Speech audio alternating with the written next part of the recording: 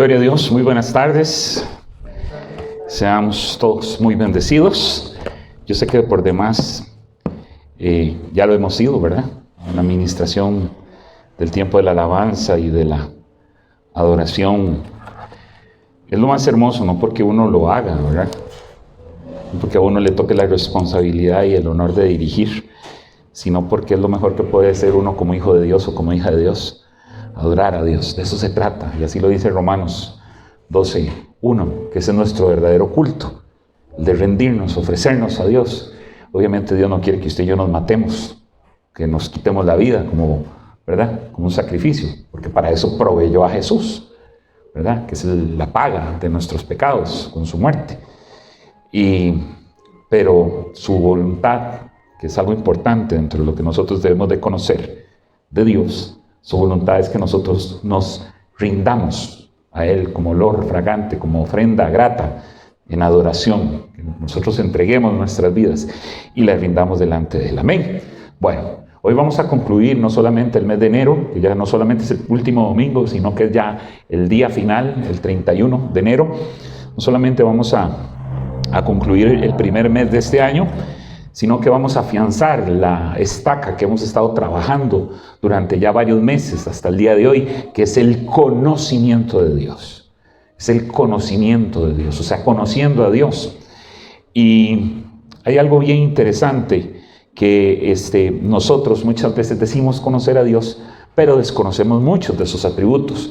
Y eso es lo que veníamos viendo domingo a domingo acerca de lo que son las características de su nombre, acerca de lo que son los atributos de su poder, de su señorío, de su grandeza.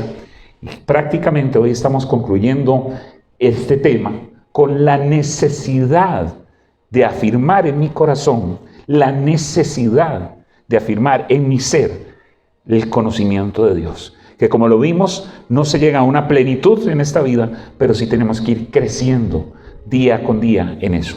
Hay días buenos, hay días malos. Hay días de altas, hay días de bajas.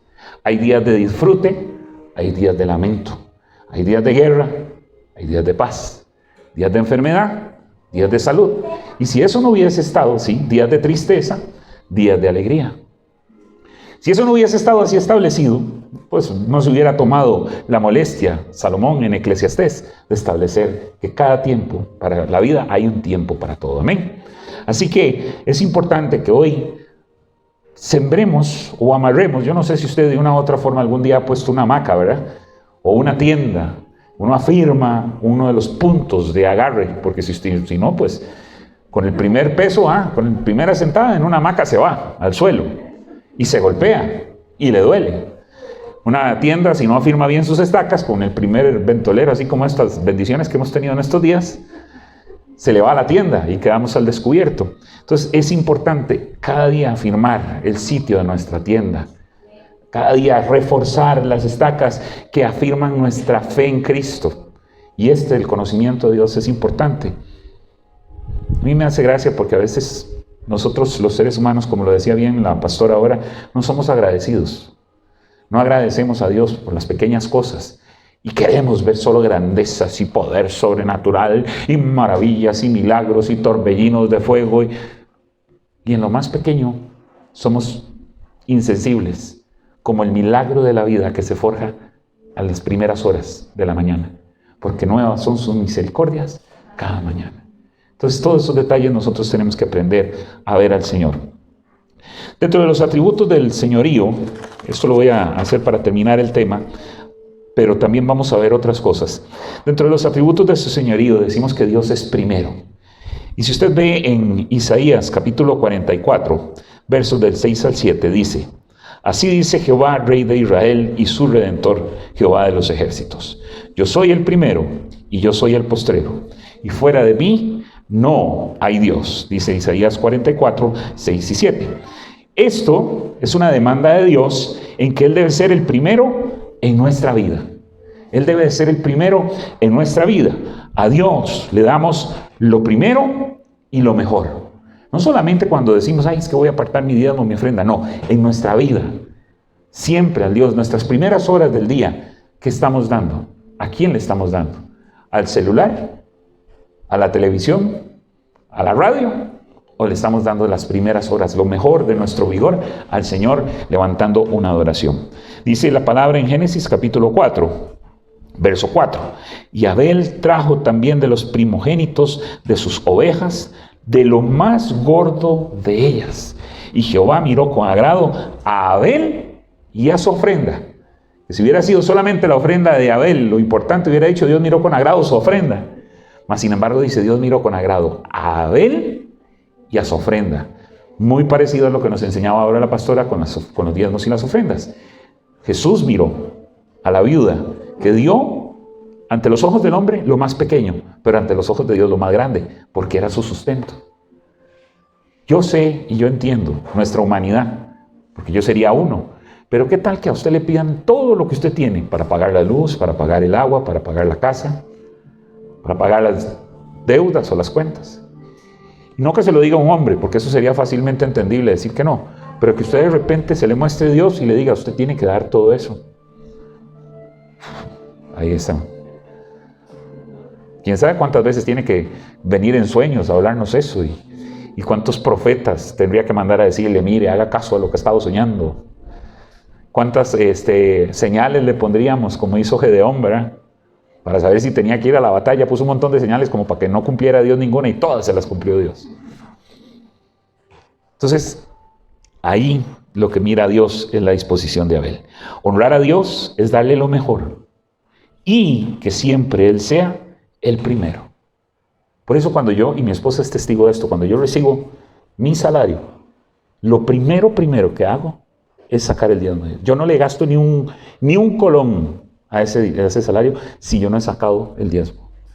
No porque sea religioso, sino porque yo he entendido que de Dios es lo primero. El primer gasto que yo haga de ese salario tiene que ser el diezmo. Y de ahí comienzo a desgranar lo que necesito para mi sustento. Y si Dios me pidiera algo más o una ofrenda o lo que fuese, pues de ahí saldré. Pero lo primero que hago yo, y mi esposa me dice, o me ha visto donde yo le digo, yo no he gastado ni un colón de este dinero, que claro, no estamos hablando que dure una semana, ¿verdad? No. Obviamente, cuando a usted le llega, usted dice, bueno, Señor, va, el 10%, y un poquito más, tome, ya, ahora sí, empiece a pagar. Amén. Y a veces, no crea, uno es probado porque no le alcanza. Y comienza el enemigo con una seducción a decirle, pero es que, ¿cómo va a dar usted eso si usted lo necesita? En el caso mío no, pero hay otros que le dirán la leche de los chiquitos, la avenita del bebé suyo, la avenita que se come con 3 huevos fritos, y una tortilla que parece un ovni. ¿Cómo usted va a hacerle eso a su bebé? Y comienza el enemigo a trabajarle. ¿Y sabe qué es lo peor de todo? Que nosotros nos vamos. Por eso muchas veces las cosas... Me gusta mucho una frase que vi en esta película La Cabaña. Que a veces, bueno, Dios de todas las cosas siempre saca provecho. Aunque Él no orqueste las maldades, porque de Dios no puede haber ninguna maldad. Pero en muchas ocasiones nos pasan cosas y Dios está aprovechando para formar nuestro carácter y nuestro conocimiento de Él. ¿Verdad? En esta década del siglo XXI que estamos viviendo, hay múltiples distractores. ¿Cómo amenaza la primacía de Dios en la vida de los creyentes? Hemos puesto nosotros a Dios en segundo o en tercer lugar de nuestra vida.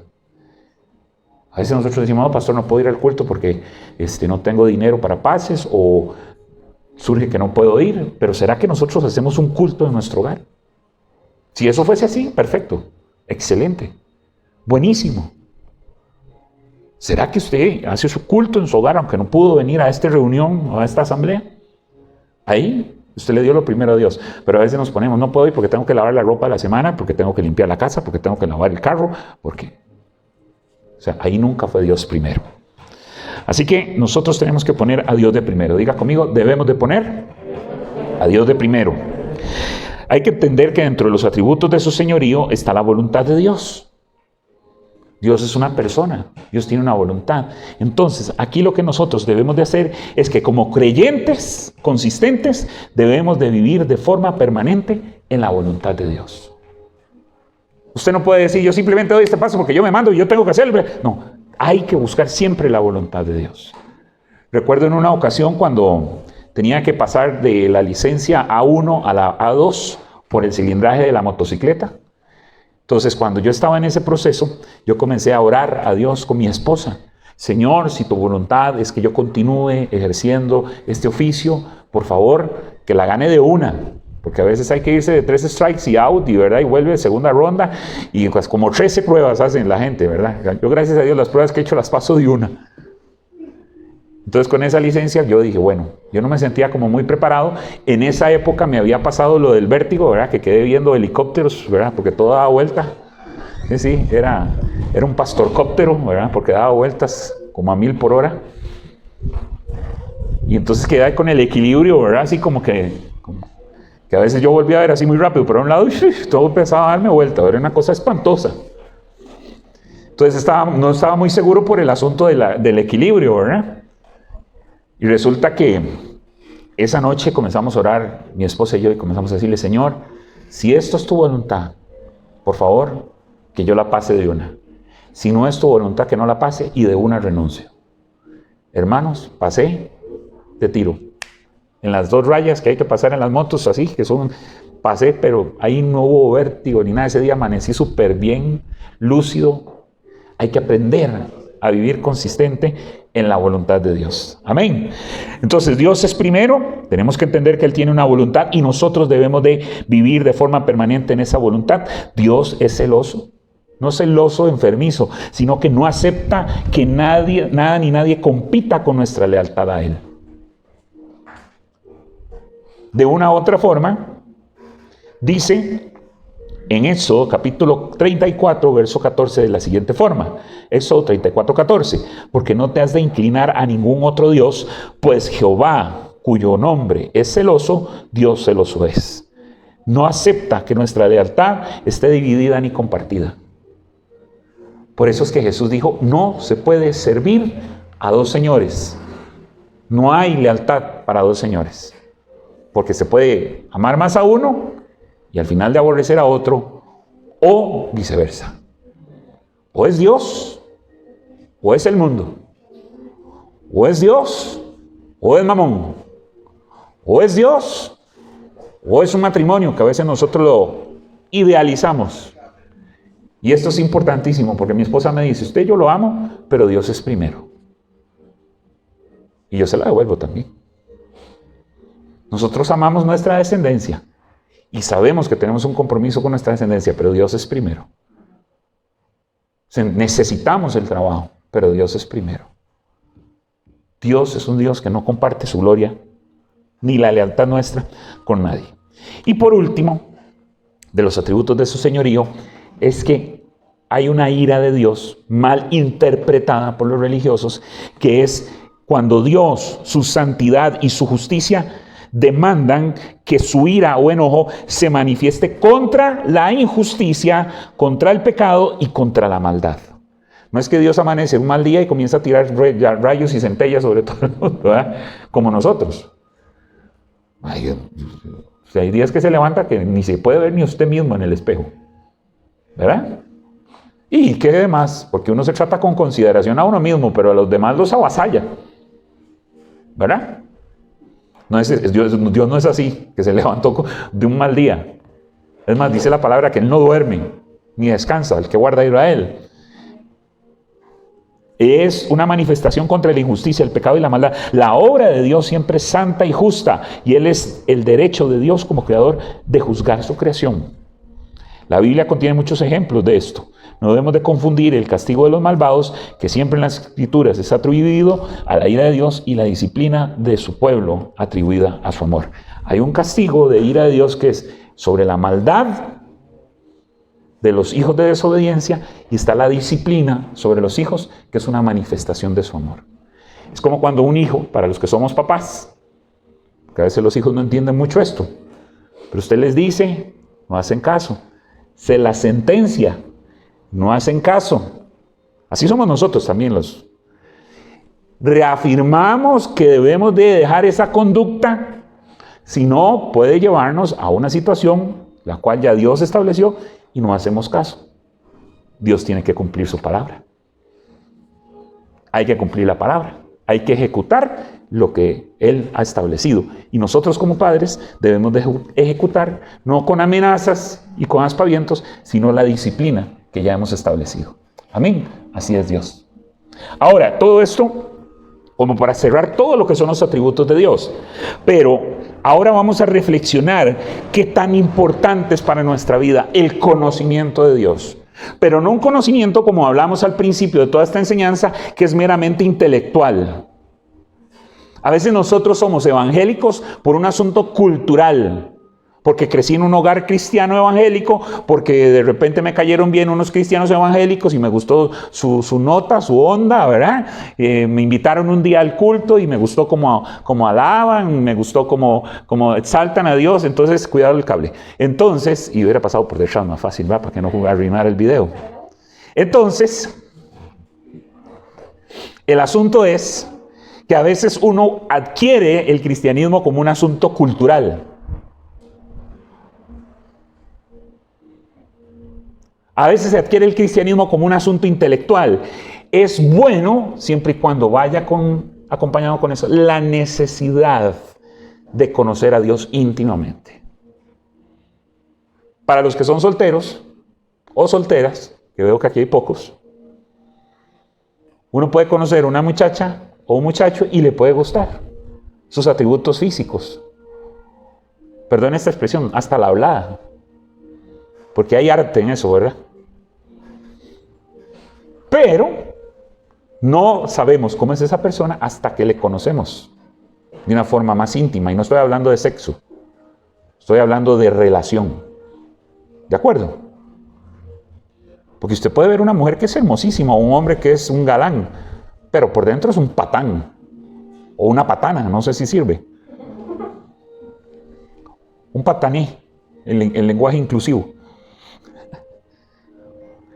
Puede ser que sea el viejo más feo, perdón, el señor más feo, o la señora más fea, pero por dentro es una dama y un caballero. Perdón por lo de viejo, lo dije por mí, no por ninguno de ustedes. Puede ser un hombre que es el príncipe encantador y es un ogro, o puede ser un Shrek por fuera y es un encantador por dentro. ¿No? Entonces, es importantísimo, iglesia, de verdad, es importantísimo la necesidad de conocer a Dios. Y vea lo que nos dicen las Escrituras. Y vamos a navegar en dos versiones en algunos de los casos. Vamos a ir al Evangelio de Juan, a Efesios, a la carta de Pablo a los Efesios. Disculpe, aquí sí vamos rápido porque son muchas lecturas. Y voy a tratar de que la palabra misma hable, y yo menos. Y que Dios se revele más. ¿De acuerdo? Ok. La carta del apóstol Pablo a los Efesios capítulo 5, vamos a leer el verso 1. De las demandas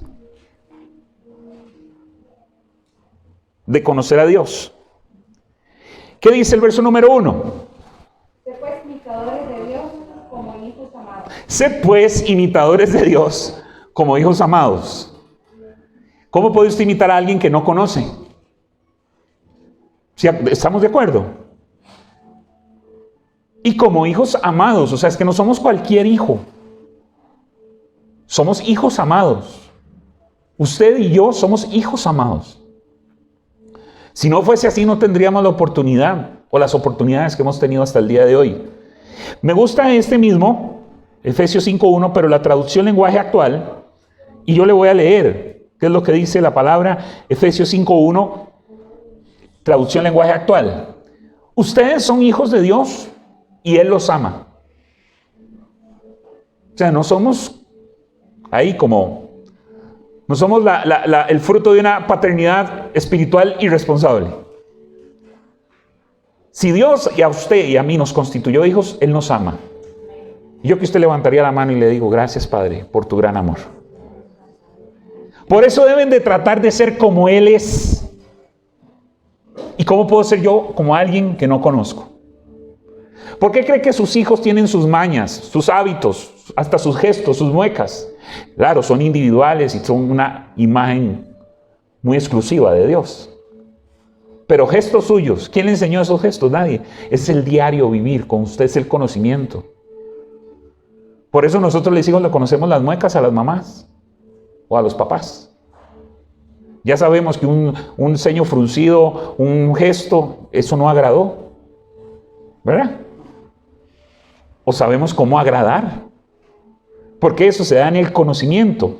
Ahora, en esta traducción al lenguaje actual, tiene en las dos versiones, pero aquí más claro, cómo es que usted y yo podemos ser como hijos de Dios.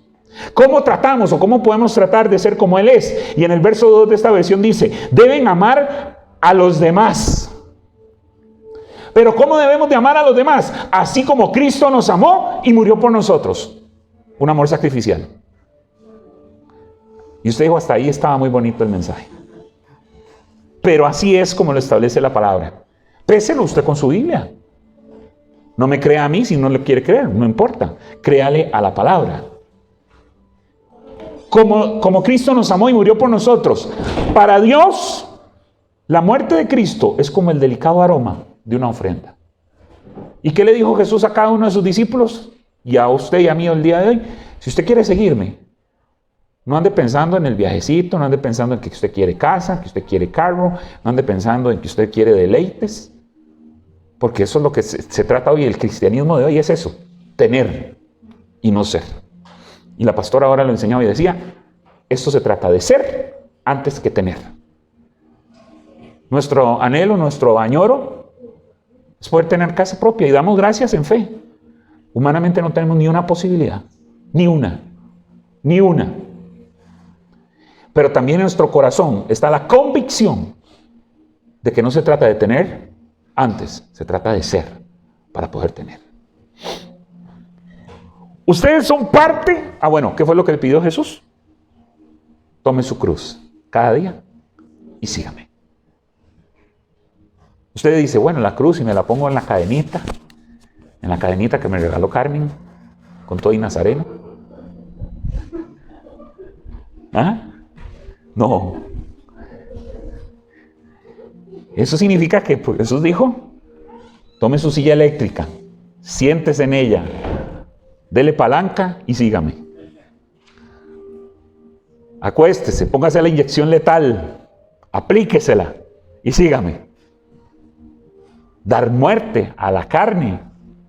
Y usted dice, pero ¿cómo puedo dar muerte a esta carne? En el verso 3 de esta palabra dice, ustedes son parte del pueblo de Dios. Por eso ni siquiera deben de hablar de pecados sexuales, ni de indecencias, ni de ambiciones exageradas. Óigalo. Es que en la Reina Valera como que lo dice como muy melódico, como muy poético. Y aquí va directo a la yugular o directo a la mollera, ¿verdad?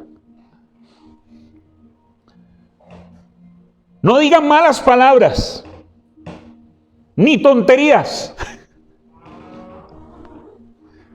ni vulgaridades, pues eso no es correcto. Más bien usen su boca para dar gracias a Dios.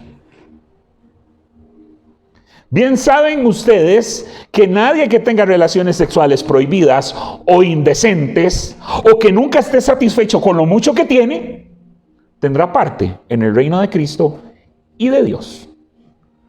Y termina diciendo, eso es tan malo como adorar un ídolo.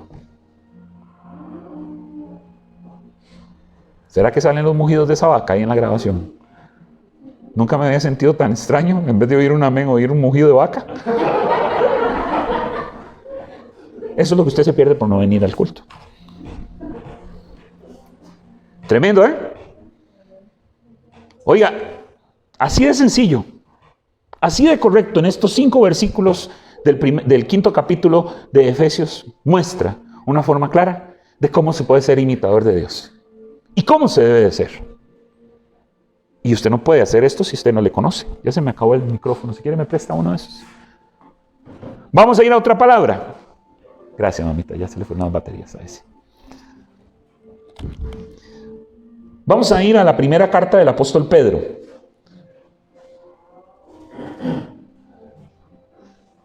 Primera carta del apóstol Pedro, capítulo 2, verso 21.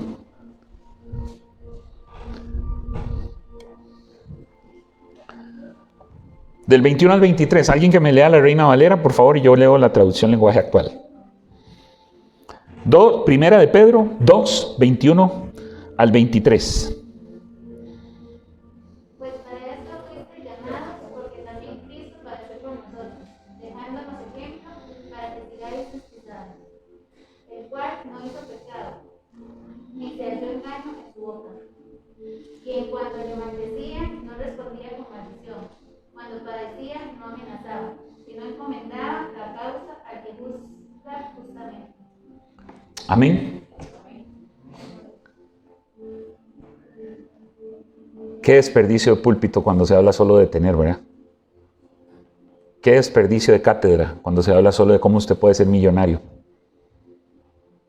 Cuando más bien la esencia de esto está establecida en la palabra. Y esta cita, según la traducción lenguaje actual, dice de la siguiente forma: si acaso sufren injustamente, recuerden que Dios les ha ordenado sufrir con paciencia. Y en eso, Cristo les ha dado el ejemplo. ¿Para qué? Para que hagan lo mismo. Pues Él sufrió por ustedes. El 22 dice, Cristo no pecó nunca y jamás engañó a nadie. El 23 dice que cuando lo insultaban, o sea, vea cómo debemos de ser nosotros y al nivel de conocimiento que tenemos que llegar de Dios. Cuando lo insultaban, jamás contestaba con insultos. Y jamás amenazó a quienes lo hicieron sufrir.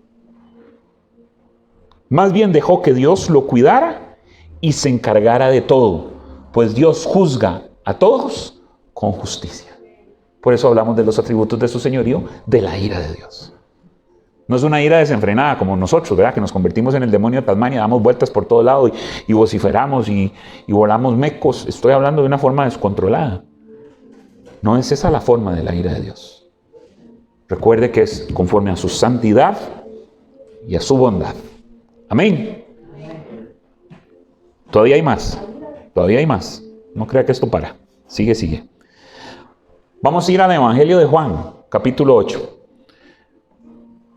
Tenemos 4 versículos más y concluimos.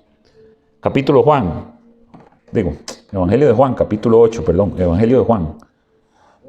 Juan. Capítulo de 8.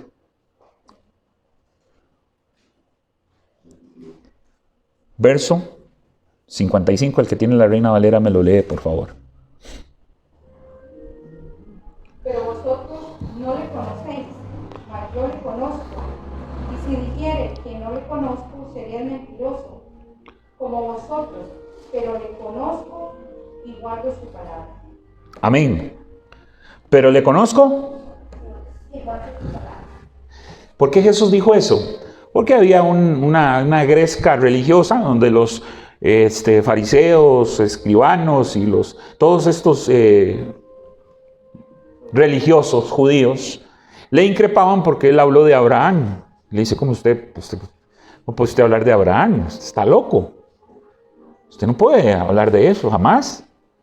Entonces Jesús les respondió, dice la traducción lenguaje actual: ¿de qué me serviría hablar bien de mí mismo?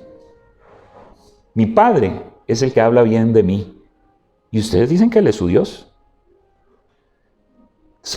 Aquí es donde una esencia importantísima que hemos perdido de vista, sobre todo los príncipes predicadores de la iglesia cristiana de esta era, que siempre se están ensalzando, y por dicha, usted sabe que no, yo no, se están ensalzando a ellos mismos.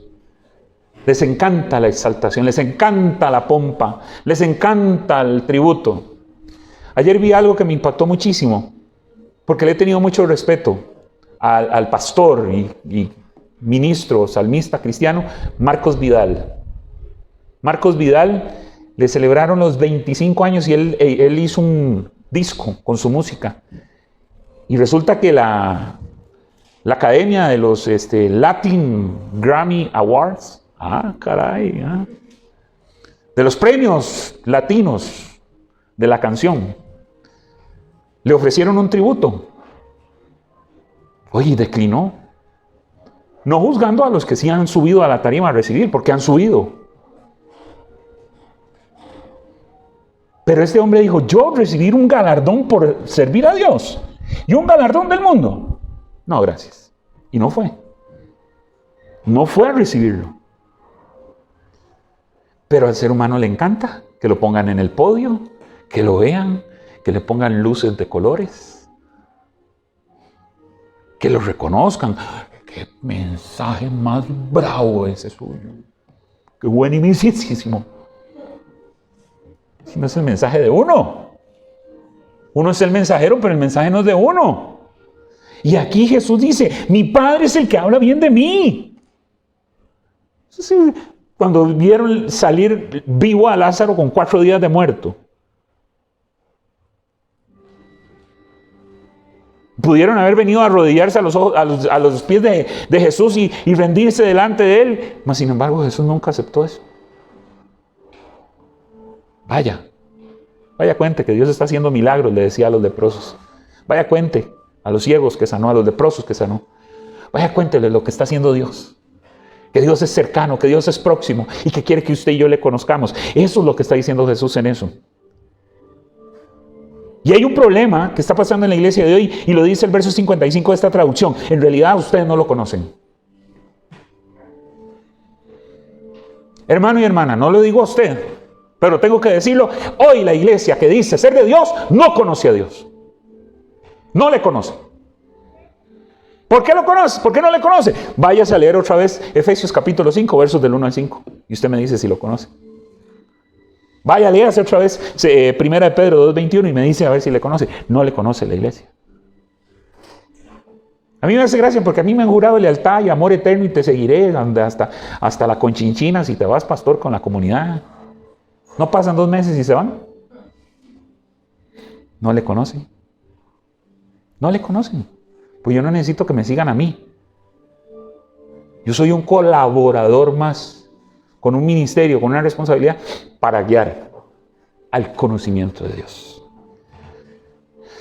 En realidad ustedes no le conocen. Yo sí le conozco, dijo Jesús. Y por eso ahí es donde viene el entronque de nuestra vida, la necesidad de tener a Jesús. Y no solamente se manifiesta en decir, sí, gloria a Dios, yo le amo al Señor, yo lo conozco, si yo sé, Él ha hecho maravillas en mí. Yo sí lo conozco, dijo Jesús, y lo obedezco. Si dijera lo contrario, sería un mentiroso como ustedes. Hay una necesidad de conocer a Dios. En este mismo Evangelio de Juan, capítulo 10, verso 27. Alguien me lee la Reina Valera, por favor.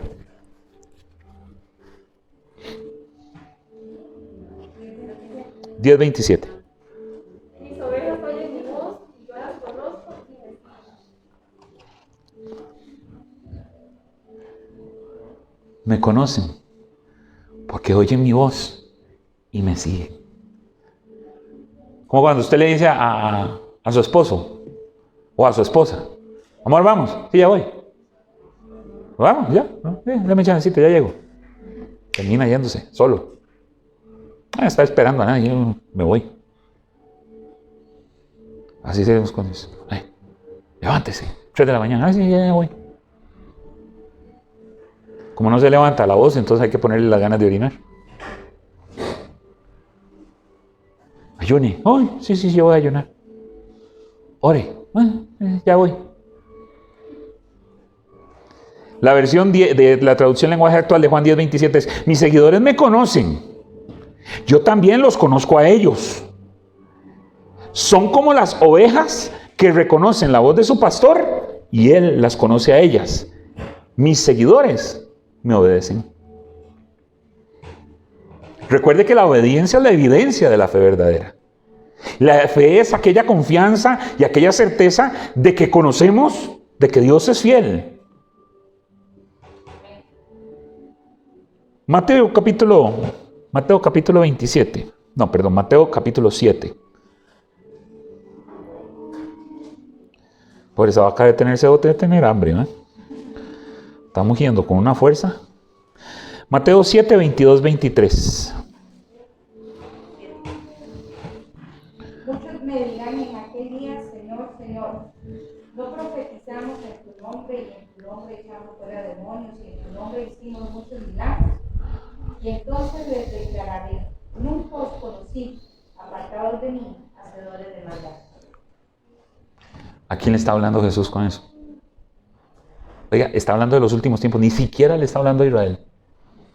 Ni siquiera le está hablando a Israel. Porque vea lo que dice en el verso 22 esta traducción lenguaje actual. Cuando llegue el día en que Dios juzgará a todo el mundo. Muchos me dirán, me gusta lo que dice esta versión: Señor y dueño nuestro. Nosotros anunciamos de parte tuya el mensaje a otros. O sea, eran practicantes.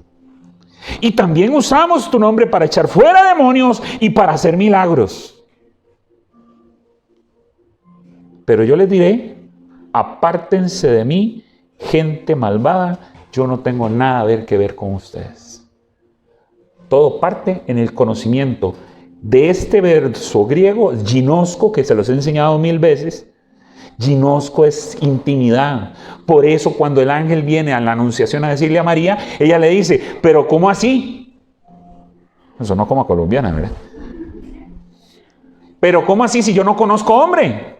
O sea, no sabe qué es un hombre, nunca ha visto un hombre. No, no es ese tipo de conocimiento. Es que nunca ha estado en intimidad con un hombre.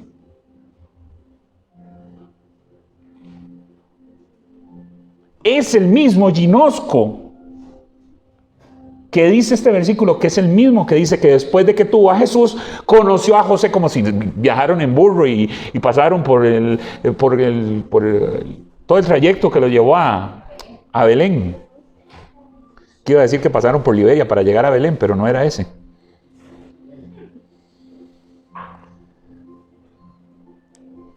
Ya estaba desposada, estaba comprometida, como que no la había conocido, la conoció, no.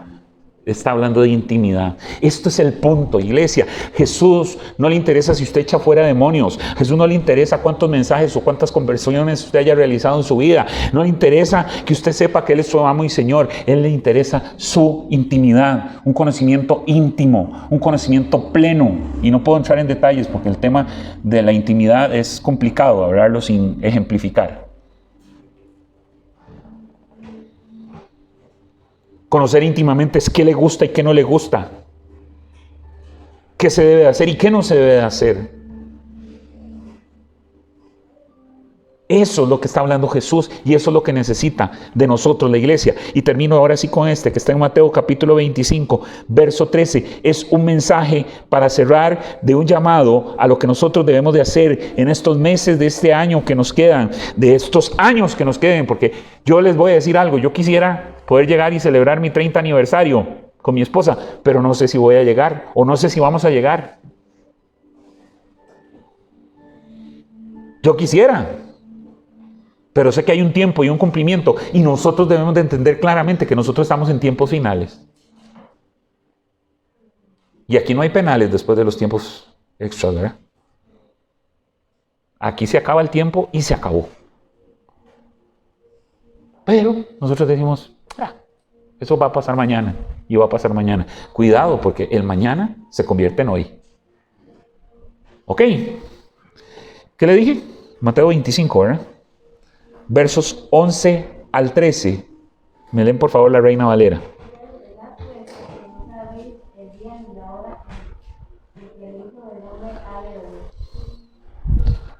Mateo 25 del 11 al 13.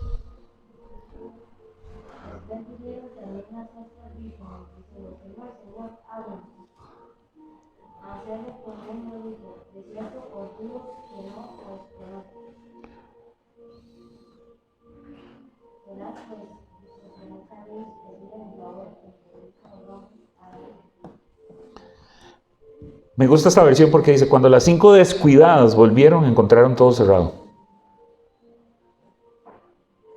Somos descuidados con nuestra vida espiritual. Tenemos que tener cuidado, porque puede ser que lleguemos y encontremos todo cerrado. Dice: cuando las 5 descuidadas volvieron, encontraron todo cerrado y gritaron: Señor, Señor, ábranos la puerta. Pero el novio les contestó: no sé quiénes son ustedes, no los conozco. No sé quiénes son. Eso es cuando la dispensación de la gracia se acabe. Y ahí, el que es, y el que no, nada que hacer. Nada que hacer. El novio les contestó, no sé quiénes son ustedes, no las conozco. Y Jesús hace un llamado a sus discípulos y a usted y a mí. Somos parte de ese llamado de atención donde le dice, pero ustedes mis discípulos, si hasta el día de hoy usted no conoce plenamente a Dios, usted sigue siendo un creyente muy amado, muy querido, pero tiene que llegar a convertirse en discípulo. Pero por eso ustedes, mis discípulos, deben estar siempre alerta porque no saben ni el día ni la hora en que yo volveré. Eso nos da a nosotros la posibilidad de entender que puede ser hoy, puede ser ahora en la tarde, o pueden pasar algunos años, pero que el tiempo está cerca. Y está más cerca que nunca. Y eso nos debe a nosotros incentivar en conocerle más, por amor, por devoción, más que por una necesidad o por miedo. ¡Ay, ya! No. Una necesidad de conocerle plenamente, una necesidad de conocerlo íntimamente, una necesidad de hacer y de ser lo que a Él le agrada y como a Él le agrada. Una necesidad de despertar. Wake up. Despierte. Es tiempo de levantarse de ese sueño de muerte y permitir que nos alumbre la luz de Cristo. Cerramos este mes haciendo un llamado al conocimiento verdadero, íntimo de Dios, para poder crecer y poder alcanzar ese diseño de vida maravilloso y victorioso que Él tiene para nosotros. Oramos. Padre Celestial, en esta tarde te damos gracias por tu amor, por tu bondad, por todo lo bueno que nos has enseñado hasta el día de hoy para crecer en ti, Señor.